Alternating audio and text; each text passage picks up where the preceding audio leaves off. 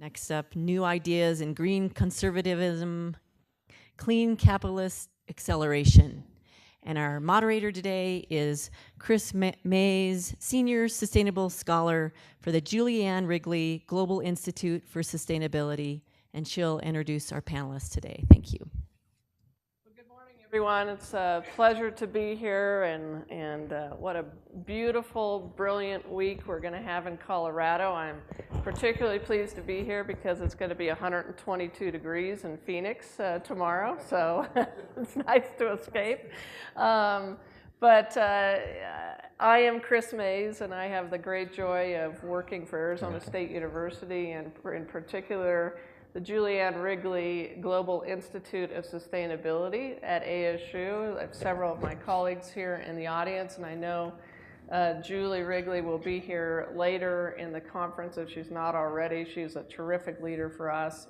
I also had the pleasure of serving as the chairman of the Arizona Corporation Commission, which is Arizona's Public Utilities Commission. It's an elected office in Arizona, one of the 6 states where the PUC is elected.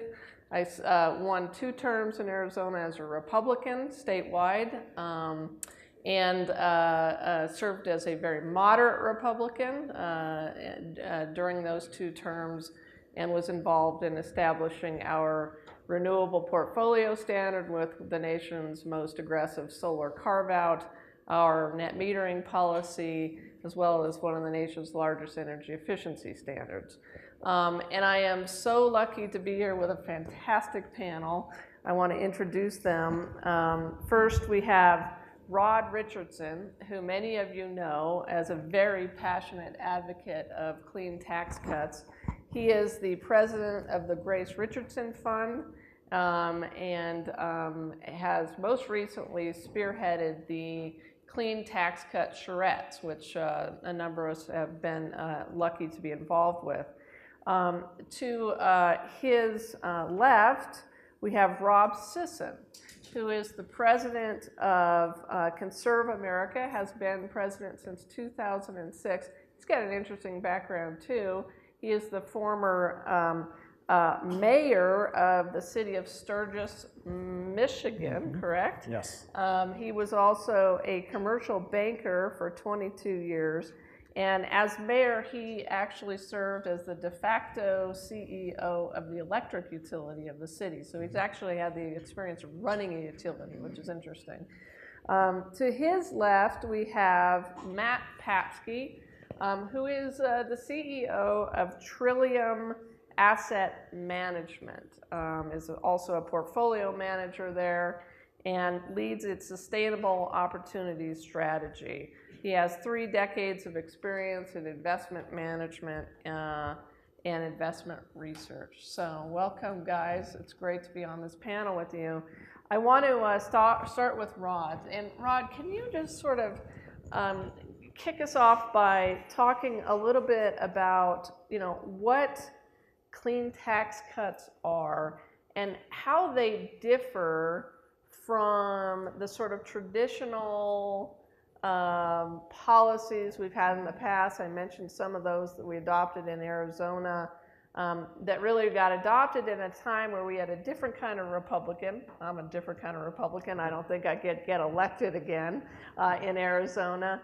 And at a time when we really did have to have policies to spur the growth of renewable technologies that were not yet entirely cost effective.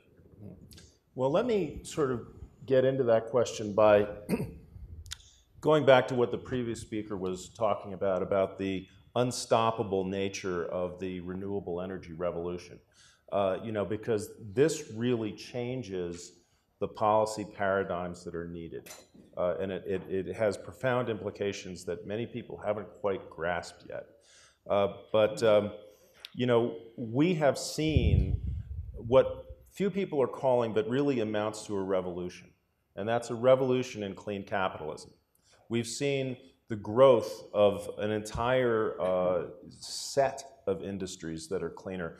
Technological solutions, not just in wind and solar, but across the board in many different industries, oil and gas and things like that. There are all kinds of entrepreneurs in all kinds of different fields that are coming up with ways to make their industries cleaner.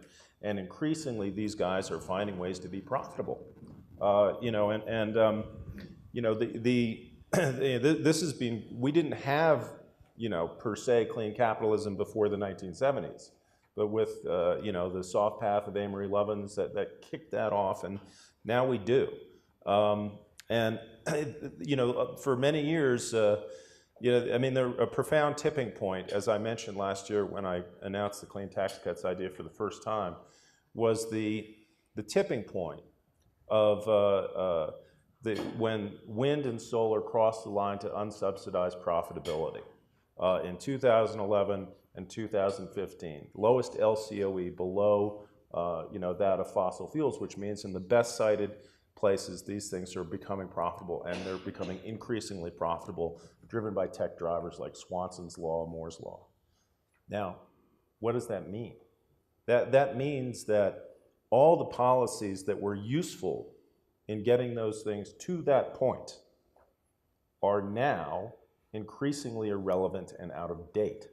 And they're going to become ineffective because you need a different set of policies once you have profits, right?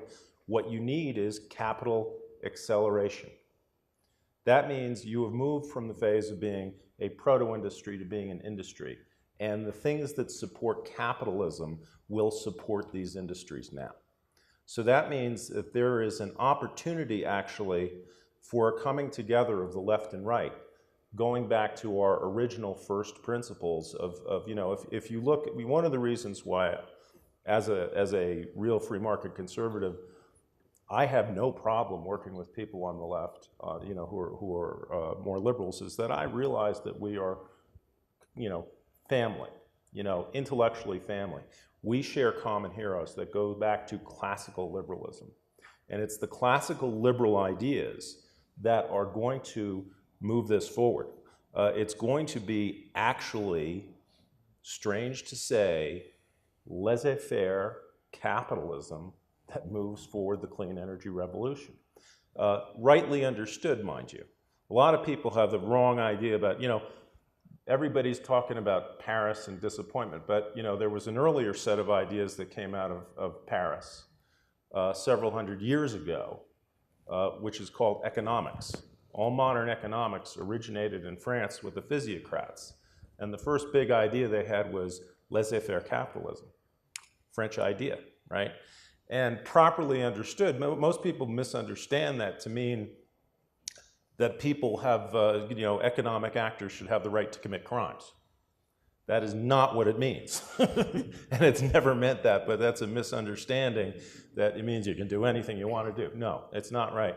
You know, the laissez-faire originally meant that, you know, it was originated in a time when the economic rights were given to a select few fat cats, friends of the crown.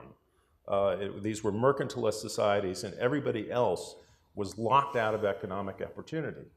And laissez-faire meant, you know, let them participate in the economy.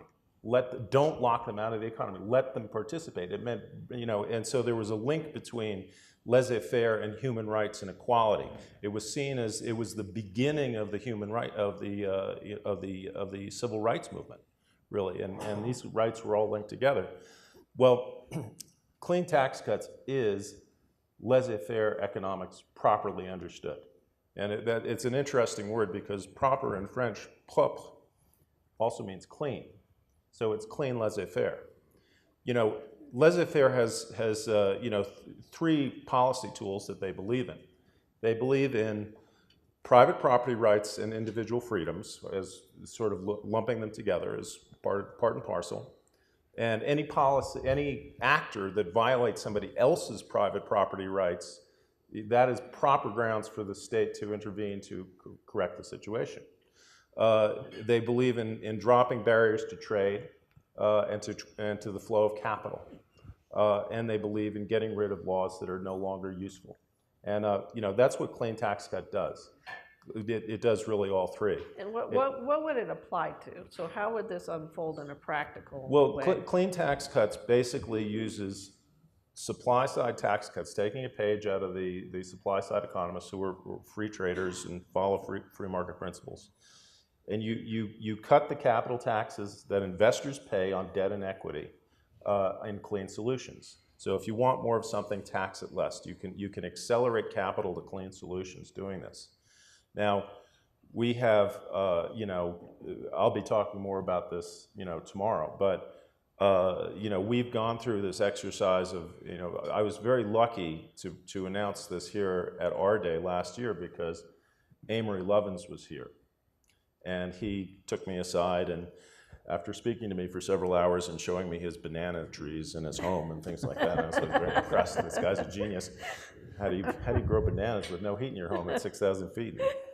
Anyway, but he said to me, "This is really intriguing, and we need to do a charrette." And I said, "Amory, that's great. What's a charrette?" And he explained to me what a policy design, what a architectural charrette is, where they figure out a design. I'm sure there are many architects, and a few architects in this room who know what they are. They're intensive design meetings that go on until they've figured out the solution. And I guess Amory was itching to apply this to public policy. They've been doing this for years on clean energy, but public policy was, you know, here I was, a guy with a raw idea that seemed pretty intriguing and a perfect grounds for an experiment to try to use a charrette format. So clean tax cuts has been developed entirely using charrette process. You know, as far as I know, it's the only public policy idea that's been developed from start to finish that way. It's a very transpartisan process that's pulled in a lot of groups from left to right, the NRDC and Jack Kemp Foundation, R Street Institute, Rocky Mountain Institute. After the first charrette, which occurred at Columbia, a lot of new ideas came up, which I hadn't expected. And it was, the idea was directed in a couple of new directions. One of the more surprising to me was, as a traditional supply sider, I'd been looking more at the equity side, the owners of the stock.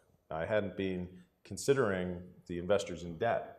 So Travis Bradford at Columbia, who was the founder of Carbon War Room, with Jigger Shaw and Richard Branson and a few others, was there at Columbia, and he said, you know, the right place to do this is on the debt side, because on the debt side, in the green bond market, you are on, you know, every other area of clean power is on the,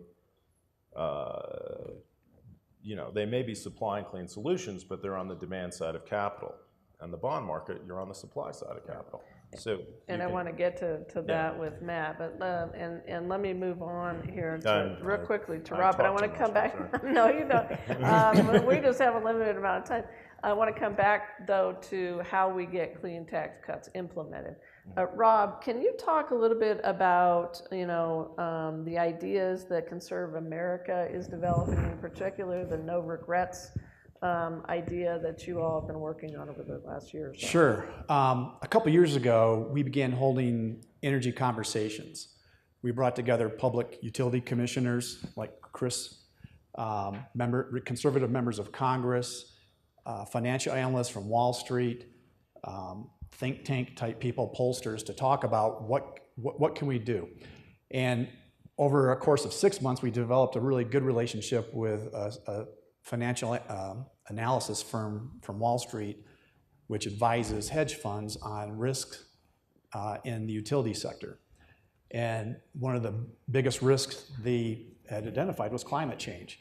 And so they began working with us on what public policy can we come up with that will be palatable to the landscape in Washington. And so over the course of a year or 18 months, we came up with the idea of, we call it zero regrets at the moment. If setting a price signal between fossil fuels and clean energy is the vital, the crucial thing that everyone's talking about, what if instead of increasing taxes or adding taxes to fossil fuels, what if we took taxes away from zero emission energy sources? Now that that gets us around some of the, say, institutional problems we have right now. We don't believe over the next 4 years, maybe 6 years, that a carbon tax can pass in Washington. It really comes down to 1 or 2 senators, frankly, that would block it until numbers change. And if you get past the problems on the right, you still have problems on the left. And if you saw what happened in the state of Washington this year, where they had a carbon tax on their ballot, which was opposed by 2 of the state chapters of 2 of the most famous, best-known progressive environmental groups, because they didn't like where the money, the tax revenue was going to be spent according to that initiative. And if anyone here can go back to Waxman-Markey in 2010, that was one of the big debates on Capitol Hill, was what are we going to do with all this revenue that we're going to generate? So our idea is simple. We remove the taxes, make income from clean energy, zero emission energy exempt from taxation. It's about a $3.5 billion tax cut. And the way the utility regulation works, that flows down right to ratepayers' electric bills as about a $5.5 billion electric bill cut for consumers. So rather than collecting tax revenue at some government bureaucracy and deciding how it gets sent out, or even holding it for 3 months before you send it back out as a dividend to people, it actually goes monthly into the pockets of consumers. The next step, of course, is that regulators work with utility companies all the time on capital investment planning, and with this incentive, we think that utilities and regulators would start driving towards more zero-emission energy production. Now, the really good news is we're not talking theory right now. We actually have a sponsor in Congress, a conservative Republican. He has already submitted report language that hopefully Department of Energy will respond sometime in August or September, and we'll have a bill in committee this fall. We also have a couple very conservative members of Congress who are on board as long as we call this an emissions bill, not a climate bill. So I'd like to talk to my friends at progressive or left of center groups. Don't let the perfect get in the way. If you want to be part of a big leap or big step moving the ball down the field this year or in this Congress, we're looking for advocacy and funding partners. So look me up afterwards or later on. Rob, can I ask you a follow-up question, though? As a former utility regulator, one of my concerns, and as a major proponent of rooftop solar and of the ability of individuals to go solar, is that I find utilities love utility-scale solar as long as they can own it and profit by it. They really hate it when the rest of us go solar, because that obviously is competition for them. How does your proposal help rooftop solar, and how do you guard against a situation in which utilities continue to fight the people but use your tax cut to do what they want to do with renewables? Good question.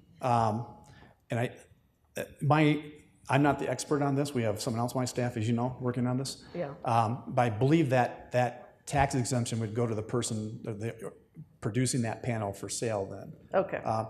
But we do encourage utility scale solar in that they have access to capital to really roll this out fast. Now, we do oppose them trying to squash individuals doing it. Yeah, and that's great. That's terrific. And our partners in Congress have told us there will be a lot of add-ons to this bill as it gets to committee. So it may not be the perfect clean bill we envision at this time. That's great. It's fascinating. Can I mention something sure, with Russ. respect to that? I think that the ConservAmerica proposal is really very good, and it's very similar to the clean tax cut idea.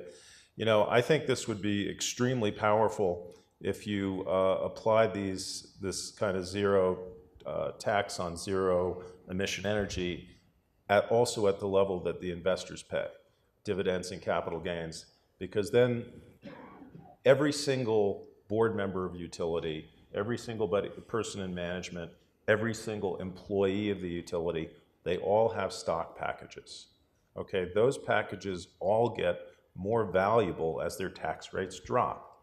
That means it means not of just simply incentivizing the corporation, but of incentivizing every member of that corporation, every stakeholder. So you can change corporate culture.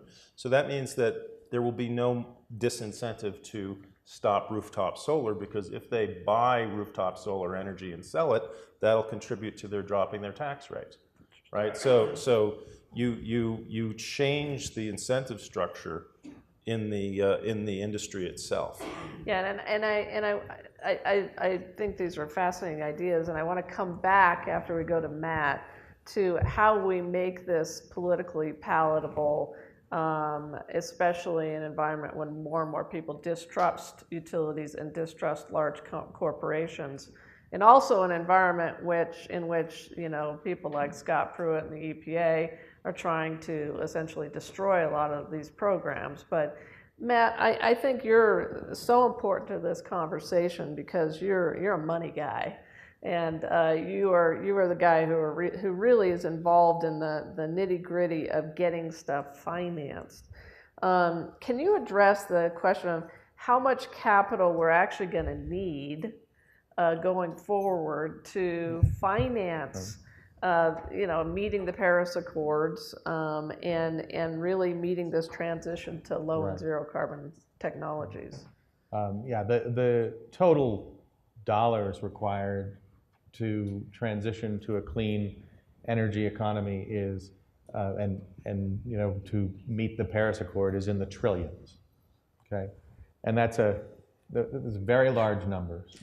And so as we talk about the equity markets, that's certainly an important part of where we need to see a transition. But it is true that the majority of the dollars are going to be on the fixed income side. It's going to be debt financing, particularly around making this transition. When you talk about funding a lot of what's needed in renewable energy, the solar farms, wind farms, it's debt financing that's really needed. And in order to get the kind of flows, I think the proposal that came out of the Charrette's process, the clean tax credit Charrette's, was to look at whether there couldn't be special tax treatment for green bonds, and if there was if you looked at sort of taking the equivalency of municipal bond tax treatment and placing it on green bonds, what would that mean for cost of capital, and what would that mean for the flow of capital?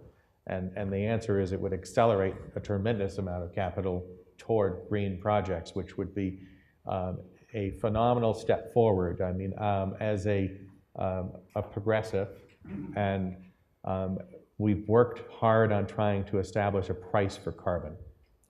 And what you realize is this gets it the other way, right?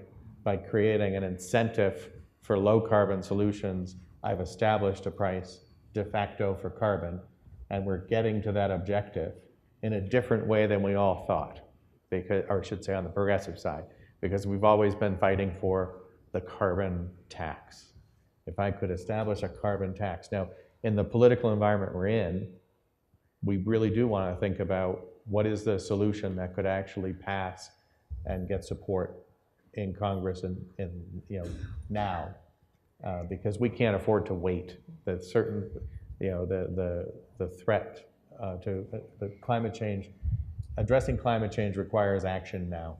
Right. And what was beautiful about sort of some of the work that was done in the Charrette's about the clean tax cut was that it really was not, it was not incompatible with a carbon tax in the future. So that if we were to think about trying to create an incentive to do the right thing now and put in place a penalty later on, it would be not incompatible with the concept. Well, and a quick follow-up for you. You and I had the pleasure of serving on the oil and gas charrette at the Texas Earth Day. I see Zane Rhodes over here from Flash Gas was on our panel. I don't know if is Wiley here yet, but he also was on the panel. And one of the things we talked about on that panel was, yes, there's a need for clean tax cuts associated and doing more with green bonds associated with emissions reductions technologies for the oil and gas industry. But how do you do that when A, there's so little measurement and verification to begin with, and B, the Trump administration is doing things like proposing eliminating measurement and verification, even the Energy Star program, which is just a complete disaster. So how important is that to investing in these technologies? Yeah, certainly in order to determine whether or not a project is truly green and therefore gets treatment, special treatment, we have to have measurement. And so that is a hurdle that has to be reached. I am not an expert in the measurement of the oil and gas industry.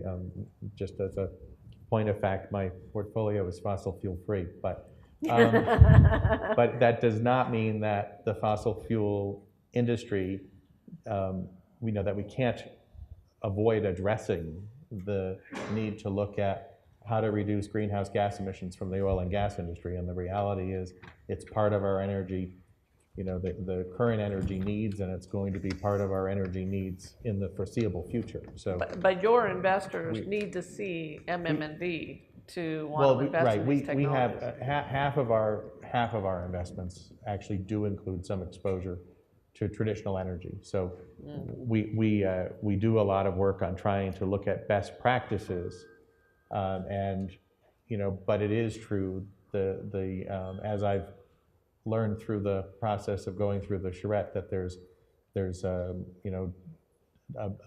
lack of I would say great measurement tools on current emissions, and so we need to sort of be able to have those tools in place in order to then determine what is a successful reduction.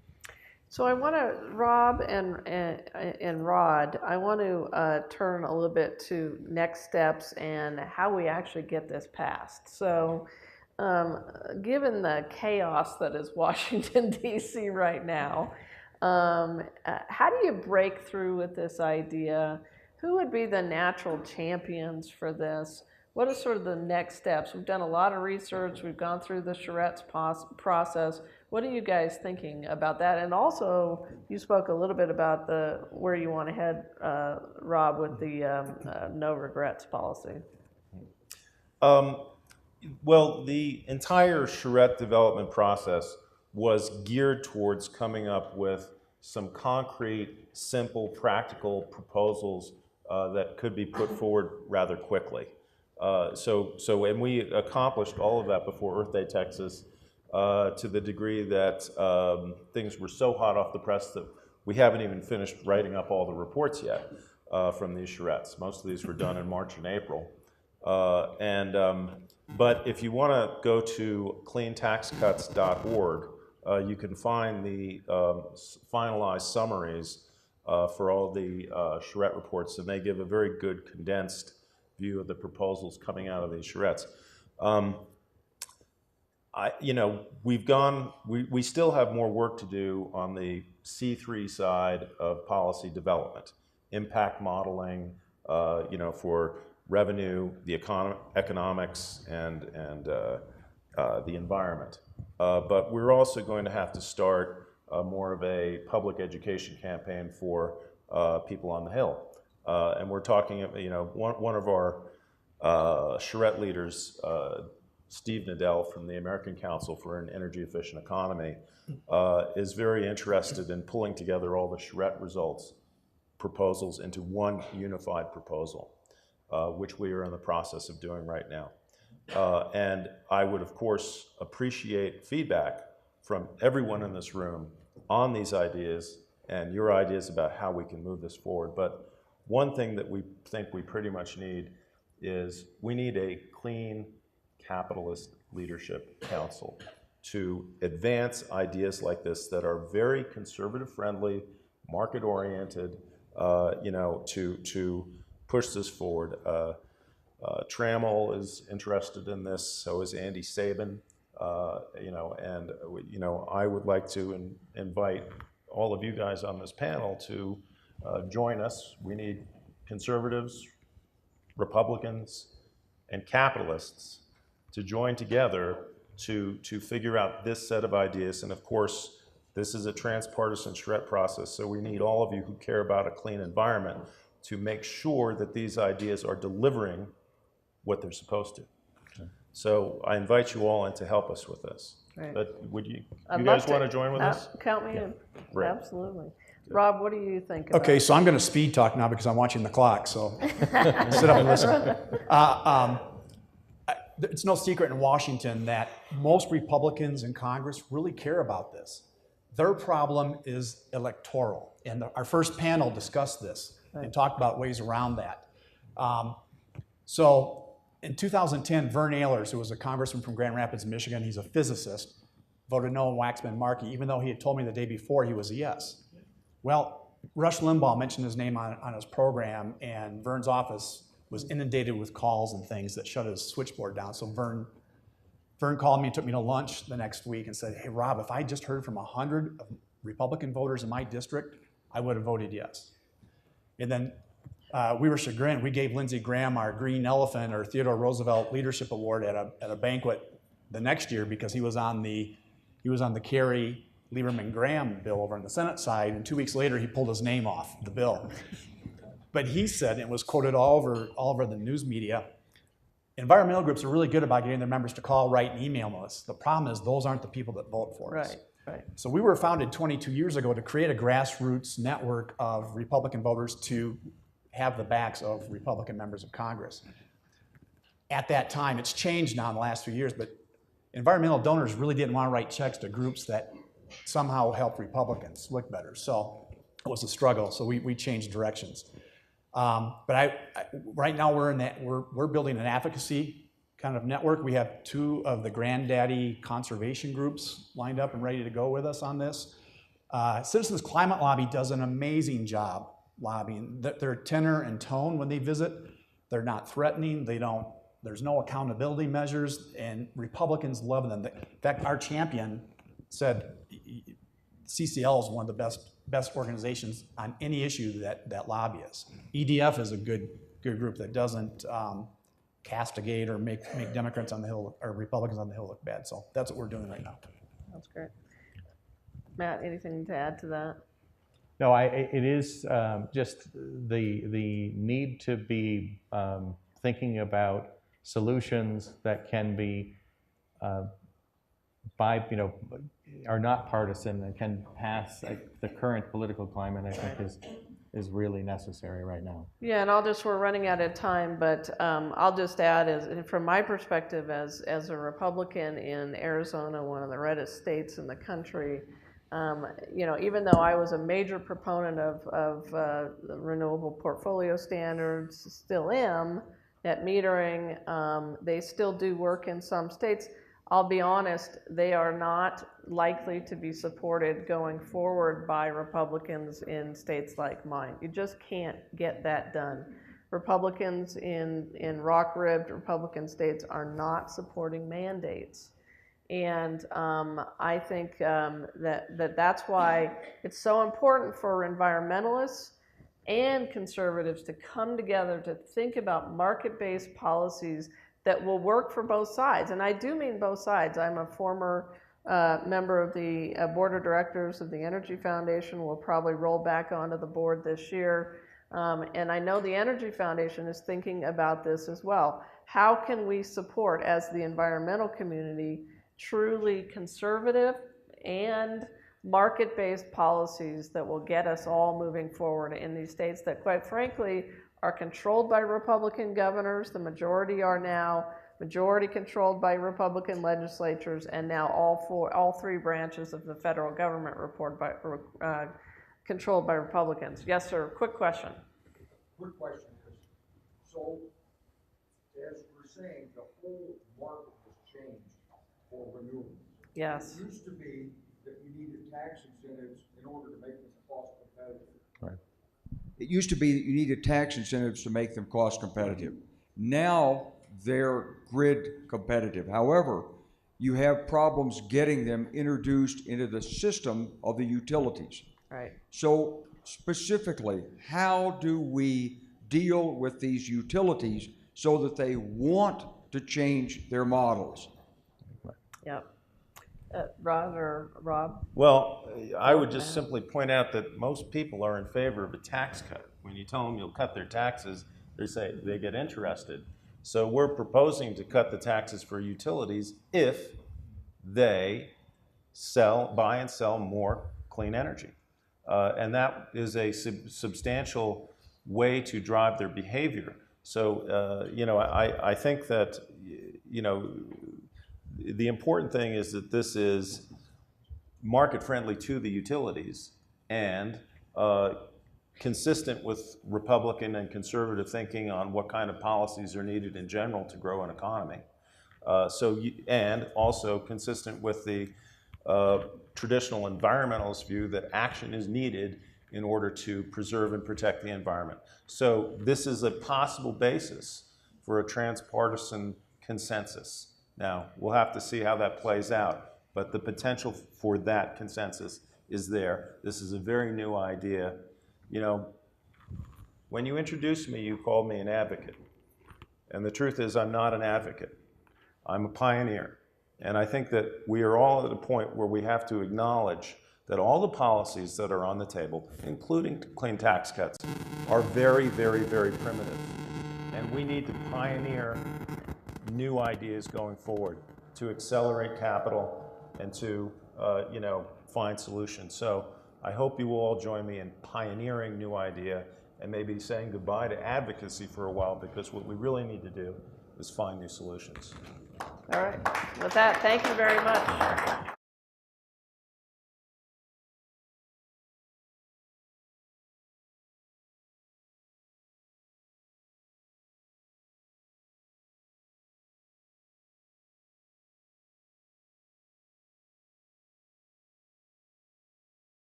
Are very, very, very primitive.